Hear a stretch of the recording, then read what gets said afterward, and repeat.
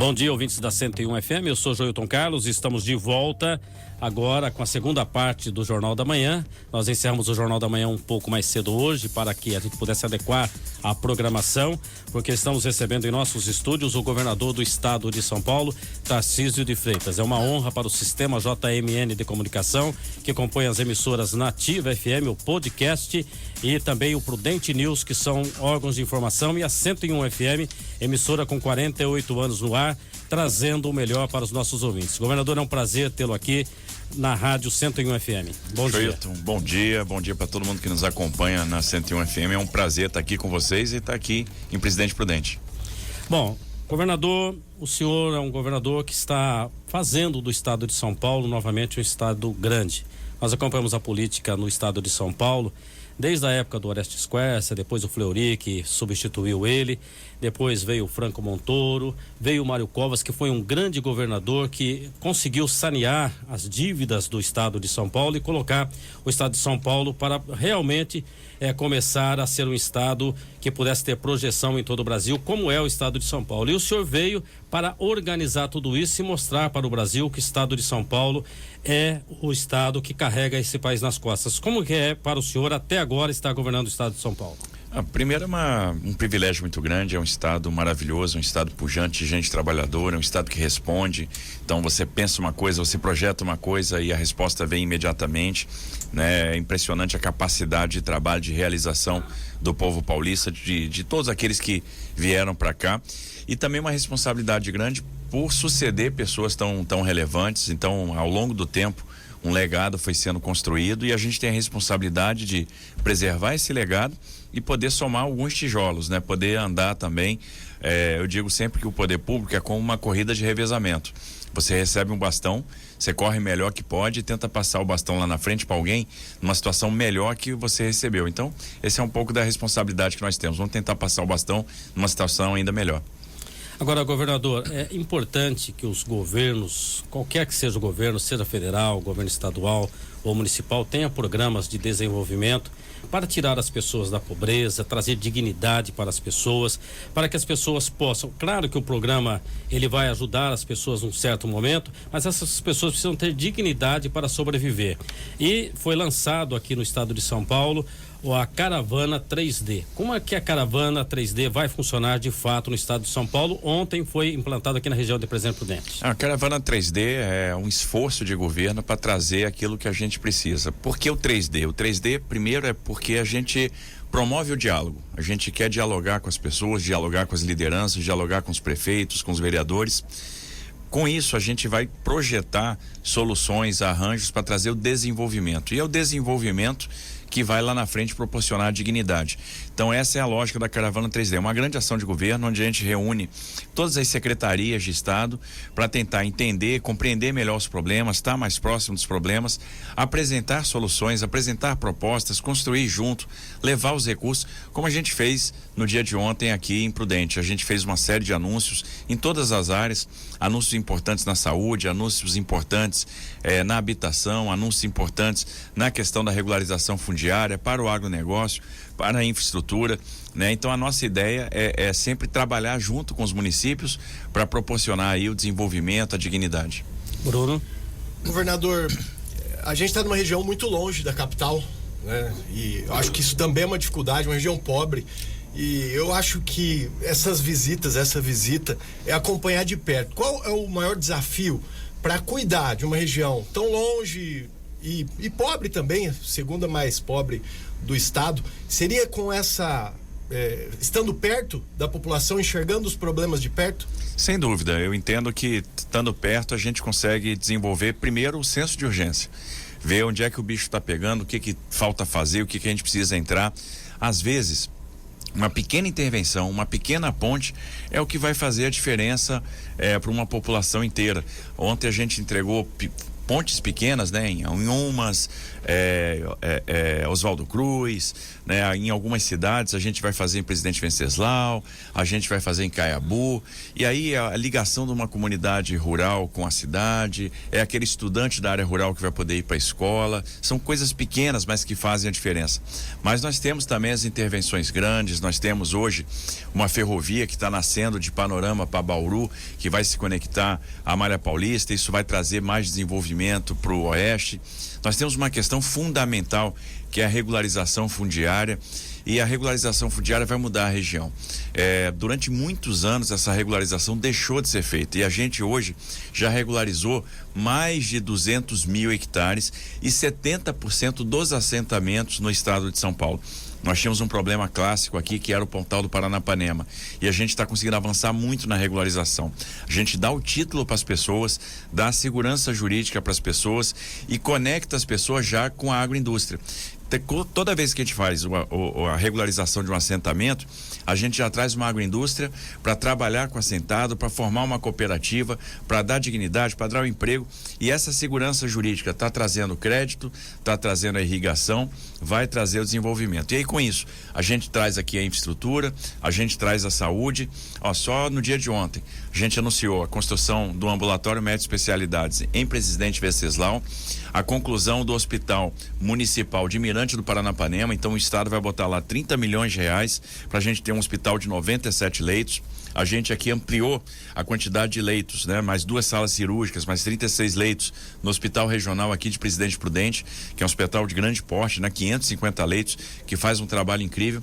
E daqui a pouquinho a gente vai entregar o Luci Montoro aqui de Presidente Prudente. Então o Luci Montoro que está equipado para cuidar das pessoas que têm a deficiência visual, que têm a deficiência motora, que têm a deficiência auditiva. Então ele está equipado para cuidar de todas as deficiências, né? Então acho que vai ser um equipamento muito importante aqui para toda a região, aqui em Prudente, né? Que é o polo de toda a região oeste.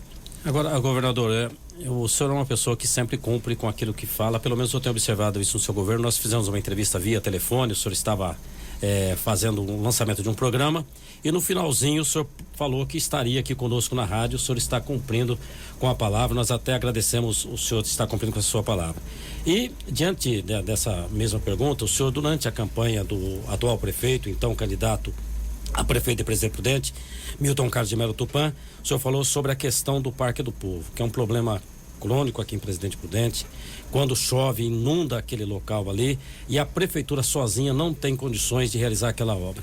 O que o governo do estado de São Paulo pode fazer, porque é uma obra também que não é feita em um ano, será feita em alguns anos.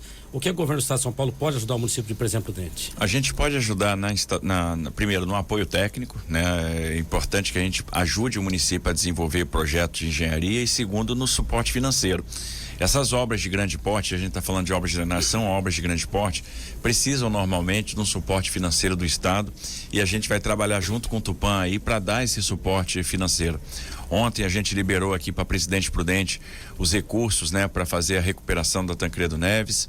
A gente liberou também os recursos para o Parque da Criança, né, que é uma coisa que era solicitada há muito tempo, né, é um local que no final ajuda a cidade a receber turistas, né, crianças aí de toda a região.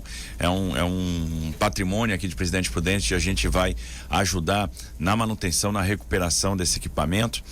A gente combinou também de passar os recursos para a gente transformar toda a via férrea, né? Prudente é atravessado por um trecho da Malha Sul. É um trecho que hoje não tem operação, mas que acaba dividindo a cidade. E aí se cria aquele termo até, né? As pessoas que estão além da ferrovia. Não, a gente vai acabar com isso, não vai ter mais ninguém além da ferrovia, porque a ferrovia vai ser integrada no tecido urbano, vai virar parque linear, vai ter ciclovia, vai ter equipamentos de lazer. Então a gente vai ser um novo ordenamento urbano nesse trecho, nesse segmento. São 14 quilômetros de ferrovia aqui na cidade, e a gente vai entrar com um projeto urbanístico forte. O estado vai ajudar a financiar isso aí, e não vai ser diferente no Parque do Povo, para que a gente entre com a intervenção. Já conversava ontem com a nossa secretária de Meio Ambiente, Infraestrutura e Logística, para a gente usar recursos do FEHIDRO, que são justamente para isso, para que a gente possa desenvolver e financiar um grande projeto de drenagem. Bruno? Na verdade, a gente percebe que as cidades que a linha férrea foi retirada, o desenvolvimento realmente não existiu mais os bairros além da linha. E aqui se espera isso, né? Apesar de muitas cidades foi feito lá atrás, mas existe essa expectativa até de valorização para quem tem imóveis e comércio nesses locais? Não tenha dúvida, isso vai acontecer, porque a partir do momento que a gente integrar as áreas da cidade que estão cortadas por ferrovia, né? A gente não tem hoje a carga ferroviária, não tem a carga passando. Como eu falei, do ponto de vista ferroviário de carga no estado de São Paulo, a gente tem toda a repotencialização da Malha Paulista, a gente vai ter um trecho da Malha Sul, mas é o que vai sair lá do Porto de Rio Grande, vai passar pelo Porto de São Francisco do Sul e vai chegar até o entroncamento da Paulista, já próximo do Porto de Santos, né? Já próximo de Mairim, que a gente tem aqui esse trecho oeste que vai ligar Panorama a Bauru, né? Então liga a região oeste à Malha Paulista. Nós temos um trecho norte, né, que vai ligar a Colômbia a Pradópolis, mas então aqui a gente não tem a perspectiva de ter uma volta dessa movimentação de carga aqui em Presidente Prudente. Então o que a gente tem que fazer? Nós temos que utilizar essa linha em prol da cidade, então transformar ela num parque linear, fazer as passagens em desnível para ligar os bairros que estão cortados pela ferrovia, fazer lá a ciclovia, fazer lá as atividades, proporcionar as atividades que vão, no final das contas, integrar as pessoas, fazer com que as pessoas usem aquele espaço, né, dentro da cidade. Então a gente vai incorporar aquilo no tecido urbano e eu tenho certeza que vai proporcionar uma grande valorização daquele entorno, uma grande transformação urbana em Presidente Prudente. Eu diria que a principal transformação urbana hoje é o aproveitamento da faixa de domínio desse trecho da Malha Sul que corta aqui Presidente Prudente. E até estendendo um pouco essa questão ferroviária, né? Muitas das cidades do nosso interior foram desenvolvidas pela ferrovia, né? E existe a possibilidade, a gente sabe que ao longo do tempo acabou se deixando demais. A gente tem hoje as estradas com muito tráfego, a gente percebe que a carga acaba sendo escoada. A nossa região é um caminho, né? Uma rota de carga. Então, o senhor acha que é possível revitalizar, aumentar, fazer crescer no estado o escoamento, principalmente de carga com a ferrovia? Dá para aumentar o que a gente já tem? Não tenho dúvida, com certeza. E é lógico que lá atrás as ferrovias nasceram impulsionadas por alguns ciclos econômicos. Por exemplo, o ciclo do café foi muito importante para o desenvolvimento das ferrovias. E de fato as ferrovias foram ganhando o oeste e as cidades se desenvolvendo ao redor dessas ferrovias.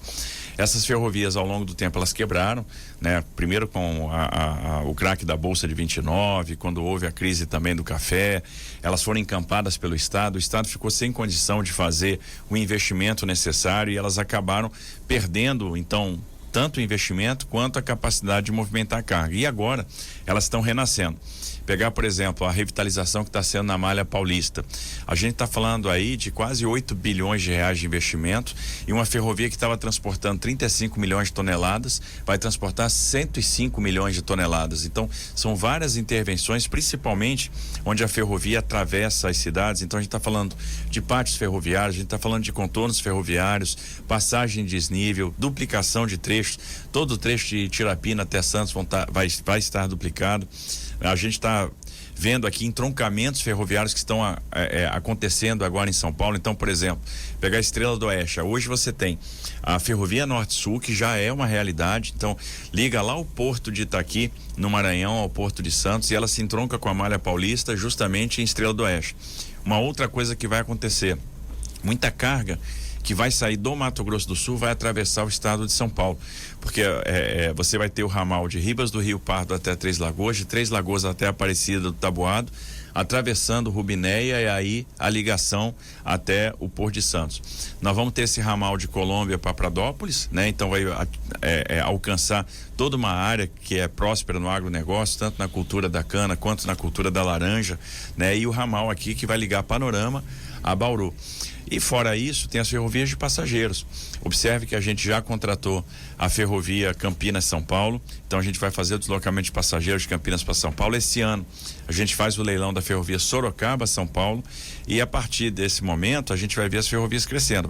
Já estamos projetando São José dos Campos, São Paulo, Santos, São Paulo, depois você vai ter o Sorocaba-Campinas, o Campinas-Ribeirão Preto, Sorocaba-Bauru, e assim a gente vai reconquistando o interior, utilizando as próprias faixas de domínio daquelas ferrovias antigas, das ferrovias existentes. Governador, eu, nos 41 anos de rádio, eu tenho acompanhado de perto as invasões de terra aqui no Pontal do Paranapanema. Na primeira invasão eu estava lá fazendo cobertura jornalística. E sempre havia, principalmente nos últimos anos, uma expectativa do Junho Vermelho. E no seu governo não teve Junho Vermelho. O que o senhor fez para que não acontecesse isso, essas invasões de terra no Pontal do Paranapanema, e que o Junho Vermelho não acontecesse mais? Olha, você tem que desestimular isso, né? E como é que você tira incentivo para isso? Você dá a terra. O que a gente está fazendo em São Paulo é a verdadeira reforma agrária.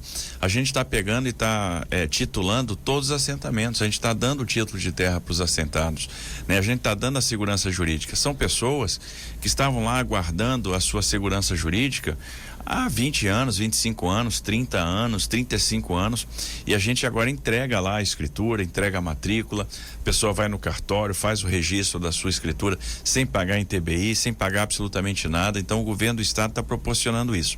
70% de todos os assentados do estado de São Paulo já foram regularizados, né? Já estão com as suas escrituras, e a gente quer chegar a 100%. Então isso tira muita pressão, tira muito argumento daqueles movimentos que gostam da baderna, da confusão, né? E a gente está, por outro lado, trazendo a segurança jurídica. Com a segurança jurídica vem o investimento, vem a agroindústria, vem o investimento em reflorestamento de mata nativa para já pensando lá em cima no mercado de crédito de carbono, vem investimento em armazenagem, vem investimento em irrigação. Essa segurança jurídica é fundamental. E fora isso, a gente está fazendo forte policiamento, né? Então a gente tem especializado segmentos da polícia na questão da patrulha rural. A patrulha rural hoje é uma realidade. A gente tem os BAEPs aí muito atentos também a essa questão de invasão de terra, de maneira que tentativas a gente coíbe imediatamente. Então, por um lado, o uso da força, nós não vamos permitir aqui a desordem, não vamos permitir aqui a baderna. Aqui não tem mais Carnaval Vermelho, Abril Vermelho, Junho Vermelho. Aqui só tem 12 meses do ano verde e amarelo. É isso que a gente está fazendo. E a segunda coisa, por outro lado, é dar a segurança jurídica, entregar os títulos de terra, fazer a regularização fundiária, levar a agroindústria para trabalhar com o assentado, formar as cooperativas. Ontem eu fiquei muito feliz de encontrar as primeiras pessoas que nós titulamos aqui já no início do governo. A dona Clara lá de Sandovalina também. Tive com um senhor que já estava com a camisa da cooperativa, foi um assentado que recebeu seu título, e a cooperativa dele já está produzindo leite, queijo e requeijão, né? Então você vê, uma cooperativa de assentados, inclusive fornecendo para o estado de São Paulo, fornecendo para o sistema prisional. Então a gente fica muito feliz de ver que essas pessoas estão prosperando, né? Você tem a atividade se desenvolvendo. Então aquele assentado hoje é um cooperado, está virando um pequeno empresário, né? Tá já produzindo, está vendendo a sua produção. Aliás, ganhei o requeijão, ganhei a manteiga. É gostoso ou não? E é muito bom. Então eu recomendo, né? O pessoal está indo muito bem aí. Agora são 8h49. Estamos recebendo em nossos estúdios o governador do estado de São Paulo, Tarcísio de Freitas. Entrevista exclusiva ao sistema JMN de comunicação aqui na Rádio 101 FM. É perceptível realmente que essa questão das invasões diminuiu muito no estado. Muitas vezes é pressão política também, né, governador? Não é só uma regularização, por isso que é preciso uma ação, talvez, para inibir, né, com a força policial e também a patrulha rural. Na esteira ainda do agronegócio, nossa região, claro que impulsionada totalmente por esse meio, e eu queria saber o que o senhor enxerga de prosperidade. A gente tem a batata doce, é possível trazer uma indústria, agregar valor ao nosso produto e à nossa produção, que já é importante para nossa região? Não tenha dúvida, isso já está acontecendo e vai acontecer cada vez mais. Você mencionou, por exemplo, a batata doce. Tem pouca gente que sabe que a gente pode produzir o etanol a partir da batata doce. E a gente deve ter aqui na região oeste, em muito pouco tempo, a primeira usina de etanol que vai produzir o etanol a partir da batata doce. Quando a gente pensa no estado de São Paulo, a gente tem que pensar naquilo que representa o grande potencial para nós. E eu digo que o potencial do crescimento está na biotecnologia, na economia do conhecimento e também na transição energética. Quando a gente pensa em transição energética, a gente tem que ver que aqui na região oeste nós temos uma produção forte de cana, muitas usinas, e essas usinas elas vão produzir o etanol de primeira e segunda geração, o combustível sustentável de aviação, o biogás, o biometano e lá na frente o hidrogênio a partir da reforma do etanol. A gente tem uma experiência inovadora aqui na região de Prudente, que é o primeiro duto autônomo que liga uma usina à cidade. Então a gente vai ter o abastecimento da cidade com biometano. Isso a gente está falando de aumento da oferta de gás para alcançar tanto consumidores industriais quanto residenciais, e está sendo feito pela primeira vez aqui, que é essa ligação da Cocal, da usina Cocal, para cá, para Presidente Prudente.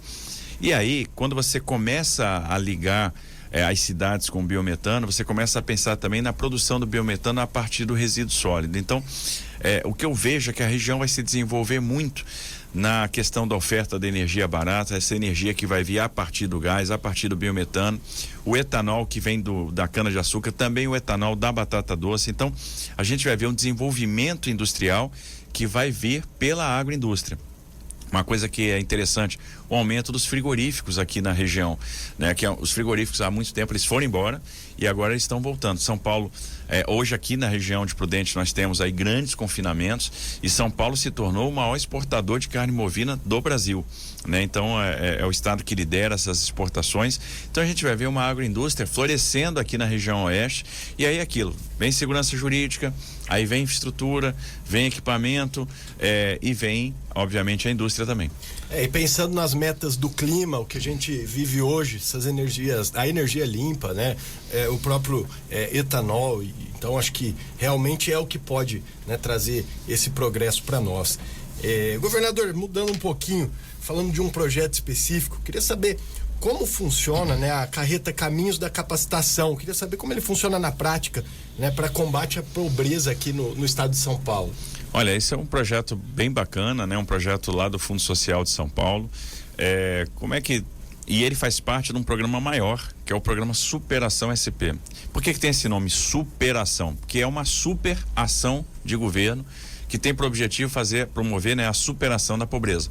A gente reúne todas as secretarias nesse trabalho e a gente parte de uma lógica territorial, identificando onde estão as famílias que estão em situação de maior vulnerabilidade e trabalhando com essas famílias. Então a gente vai lá, identifica por que essa família não está conseguindo prosperar, o que está faltando. Às vezes falta a vaga de creche, às vezes falta a escola de tempo integral, às vezes é a questão da saúde que a gente precisa entrar forte, às vezes é insegurança alimentar, então o Estado vai lá e complementa a renda dessa pessoa e a gente dá um incentivo para ela fazer a capacitação, que é a segunda trilha. Depois da trilha da proteção social, a gente vem com a trilha do desenvolvimento. Então a gente procura desenvolver as habilidades.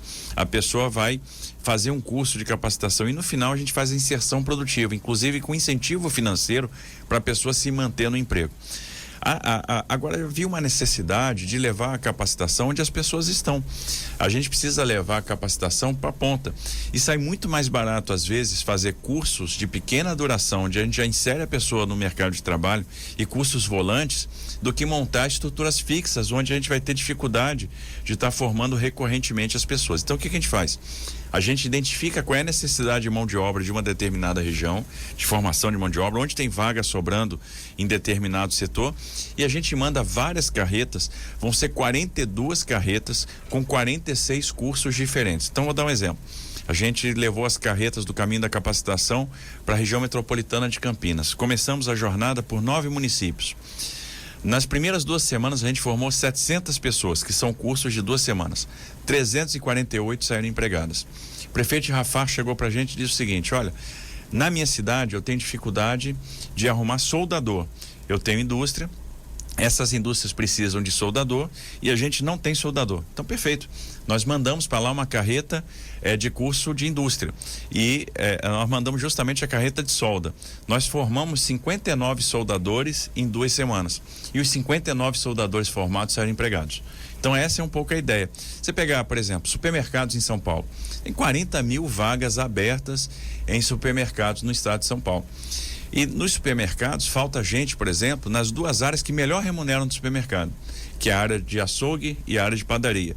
Então a gente está mandando para as cidades onde eu tenho essas vagas abertas a carreta que dá o curso de manipulação integral de alimentos, e a gente manda lá, a gente faz o curso de padaria e faz o curso de açougue. Então a gente já conecta as pessoas com o mercado de trabalho. Tem um curso de cuidado com pet, tem um curso de informática, tem um curso de produção de jogos, né? Então, curso de gamer, né? Para a juventude que quer produzir seus jogos. Tem o curso de mecânica de automóvel, tem um curso de mecânica de motocicleta, tem um curso de solda. Enfim, tem um curso de beleza, bem-estar. Então são vários cursos que a gente ministra nessas carretas que fazem parte aí do caminho da capacitação. Trabalha com a demanda, né, governador? Tal região tem demanda, manda a carreta. Não precisa construir uma estrutura que demora e depois você resolveu a demanda, não tem mais muita função, né? Exato. Você vê, a gente teve 9 municípios da região metropolitana de Campinas, né? Então a gente teve lá em Capivari, teve em Montemor, Rio das Pedras, Mumbuca, tivemos em Rafah, etc. Então, vários municípios ali fazendo formação, Jaguariúna e tal. Aí acabou essa rodada, a gente já foi para outros municípios. Então, a gente já está agora em Nova Odessa, está em Olambra, está em Sumaré, então está fazendo a capacitação em Paulínia, em outra região. E aí a gente vai rodando com esses cursos pelo estado todo, e nós vamos fazendo várias rodadas de capacitação, e as carretas do caminho da capacitação vão chegar aqui na região oeste também. Governador, estamos já chegando no final da nossa entrevista e é claro que todo mundo que mandou aqui pra gente aqui um recado, que está ouvindo, que gosta do trabalho do senhor, seria impossível, né? Que são dezenas de pessoas que mandaram, mas tem a Elisa, que está nos ouvindo, que é uma ouvinte nossa que está nos ouvindo. Vários prefeitos também mandaram mensagens que estão ouvindo, entre eles o prefeito de Presidente Prudente, o Milton Carlos de Melo Tupã, e o prefeito de Regente Feijó, o Marco Rocha, também nos ouvindo. E a pergunta que nós temos para encerrar a nossa entrevista aqui, nós sabemos que o Brasil está sendo desenhado aí um quadro político de uma impossibilidade do ex-presidente Jair Bolsonaro, que esteve em Presidente Prudente ontem, foi um sucesso a vinda dele. Ele saiu hoje 5 horas da manhã voltando para São Paulo, e por onde ele passa ele é ovacionado, uma pessoa muito bem recebida, e ele seria o candidato da direita aqui no Brasil. Mas nesta impossibilidade do quadro que está se desenhando, principalmente lá no Supremo Tribunal, que está sendo desenhado, a esta impossibilidade. E é claro que o nome do senhor sempre aparece em todas as perguntas de quem seria a pessoa, a opção da direita para substituir Jair Bolsonaro numa candidatura à presidência da República. Perguntar se o senhor está preparado seria aqui chover no molhado, mas o senhor tem esta intenção? Como que o senhor vê esta possibilidade dos brasileiros estar conclamando o seu nome para ser o substituto de Jair Bolsonaro na candidatura da direita? Não, veja, eu não tenho essa ambição.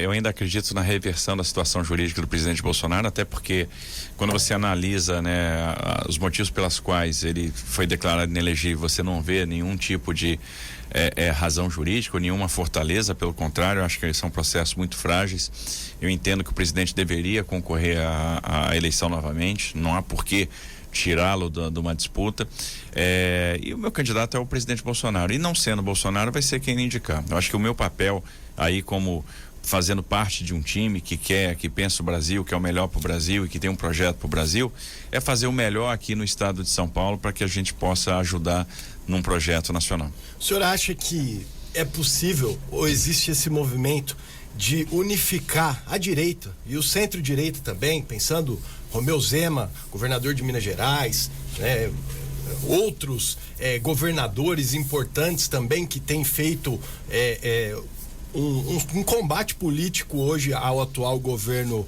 federal. Eu queria saber se existe esse movimento e se o senhor acha que, independentemente de quem será o nome, se vai existir essa coalizão, essa junção de forças para uma disputa presidencial. Eu estou bastante certo disso, né? Muita gente aposta na fragmentação da direita, eu acho que não. Eu acho que não está difícil unir todos os atores. Quando a gente conversa com os outros governadores, né? O Zema, o Ratinho, né? O Eduardo Leite, são pessoas o Caiado, né? Pessoas que aparecem aí cotadas para disputar a presidência, que em alguma forma fizeram bons trabalhos e obviamente tem todo o direito de pensar nisso, né? E são pessoas preparadas que contribuiriam para o Brasil. A gente vê o seguinte: ninguém tem, nenhum deles tem aquela ambição de poder. Todos eles estão querendo fazer parte de um projeto. Então, no final, está todo mundo colocando o nome à disposição, mas Se tiver que apoiar um nome mais viável, né, para unificar a direita e fazendo parte de um projeto, todo mundo abre mão. Então o que a gente vê é que está todo mundo primeiro pensando no projeto e não no seu projeto pessoal. Isso é muito bom. E isso nos dá a perspectiva, de fato, de ter essa direita toda unida no ano que vem, 2026, para que a gente possa ter, de fato, um projeto de Brasil. Que o que está aí está nos levando para a ruína. A gente está vendo aí um Brasil que está gastando demais, nós temos aí uma amplificação dos problemas fiscais, o Brasil se endividando cada vez mais, já estão sinalizando que não vai ter dinheiro para pagar as contas a partir de 27, que é uma coisa que é incompreensível, porque você coloca isso na peça orçamentária, você coloca isso na LDO e diz, olha, em 27 já não vai ter mais dinheiro. Se não vai ter dinheiro em 27, por que você não faz as reformas que são necessárias agora, né? Por que você não aplica o receituário que todo mundo já sabe qual é, todo mundo já sabe quais são as medidas que precisam ser tomadas e eles não tomam por desinteresse, estão agindo só pensando na eleição, mas estão comprometendo o país, comprometendo as próximas gerações, e aí a tarefa de quem vai chegar vai ser uma tarefa difícil, porque vai ter que fazer uma série de ajustes, né? E ajustes importantes, dos quais, se não forem feitos, o Brasil vai passar por uma dificuldade muito severa. Então estão levando a população para o precipício, né? Levando a população para uma situação de muita dificuldade, né? A gente vai conviver aí com inflação alta, com superendividamento. Isso é muito perigoso. E existe uma receita, porque a gente tem visto muito aumento de carga tributária no Brasil para sanar a dívida e, na verdade, um aumento do custo da máquina. Talvez a receita seria o contrário, não? A receita é o contrário. Aqui em São Paulo, a gente aplicou essa receita. A gente fez o São Paulo na direção certa. Nós cortamos 20% dos cargos do Estado. Nós diminuímos o tamanho da máquina. A gente extinguiu empresa, a gente extinguiu a autarquia, a gente privatizou, a gente veio com um programa de transação tributária, a gente reviu benefícios que já não faziam mais sentido. E com isso, a gente, hoje, né, esse ano, nós temos o maior orçamento de investimento da nossa história. Então, reduzimos o custeio para poder investir mais. É por isso que a gente está conseguindo fazer AME de Presidente Venceslau, o Hospital de Mirante do Paranapanema, amplificação aqui do nosso Hospital Regional de Presidente Prudente, Luci Montoro, obras de estrada, obras de ferrovia, programas habitacionais. Ontem a gente esteve visitando 228 apartamentos da CDHU que vão ficar prontos agora em setembro. Então a nossa ideia é entregar esses apartamentos no aniversário de Prudente, dia 14 de setembro, né? A gente vai ter condição de ajudar, por exemplo, o Tupã no Parque do Povo, né? Nós vamos ter condição de ajudar o Marcos Rocha lá em Regente Feijó, em 2 projetos que ele tem lá que precisam ser concluídos, né? Então nós vamos ter condição de ajudar os nossos prefeitos, de ajudar o nosso estado.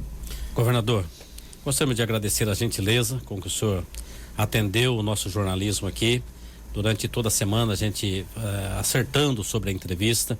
Para nós aqui, o Bruno, que é diretor aqui de jornalístico da emissora, o João Carlos, que está aqui conosco, o Cleiton Mussi, para a gente é um privilégio muito grande ter recebido o senhor aqui. E o senhor, se tornando presidente da República, já está sendo convidado para estar presente aqui em nossos estúdios para poder conceder uma entrevista. Será um prazer também recebê-lo aqui novamente. E todas as vezes que vir a Presidente Prudente, estaremos sempre aqui com os microfones abertos para receber o senhor.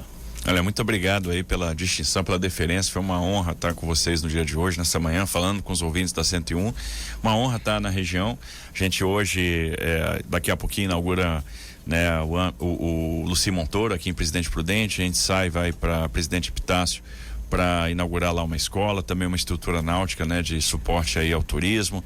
Depois a gente vai para Mirante do Paranapanema para ver lá o hospital que a gente vai concluir, para inaugurar também uma vicinal, né, de 10 quilômetros. No final a gente vai para Martinópolis para ver um posto de parada e descanso de caminhoneiros que está sendo colocado na rodovia, que é super importante para os irmãos da rodagem, né, para a turma aí que carrega o desenvolvimento do Brasil nos caminhões. Então ter um local seguro de descanso é importante. A gente vai inaugurar esse posto lá em Martinópolis. Enfim, a gente está muito feliz aí de estar na região. Contem sempre com a gente, vai ser sempre uma honra estar aqui com vocês. Muito obrigado, governador Tarcísio de Freitas, em nome do Sistema JMN de Comunicação, todos os colaboradores, agradeço imensamente, uma honra muito grande, não só de estar aqui na emissora, mas de visitar e olhar nossa região de perto, que muitas vezes foi esquecida pelo poder público e agora tem sido sim diferente.